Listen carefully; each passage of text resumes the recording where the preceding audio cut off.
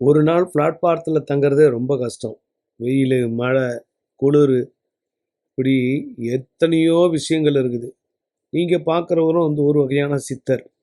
இவர் வந்து ஒரு பஸ் ஸ்டாண்டில் தான் படுத்து கிடப்பார்.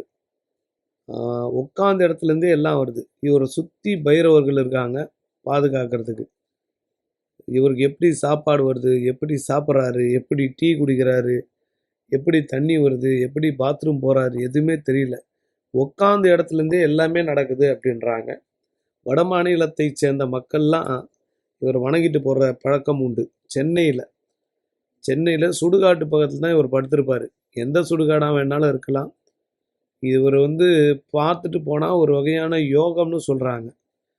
இவர் வந்து ஒரு வகையான சித்தர் அப்படின்றாங்க, சாமின்றாங்க, பைத்தியக்காரன்றாங்க. யார் எப்படி சொன்னாலும் பரவாயில்ல. நாய்கள் தான் இவரை பாதுகாக்குது. இவர் பைரவ சித்தர் என்று அழைக்கப்படுகிறார்.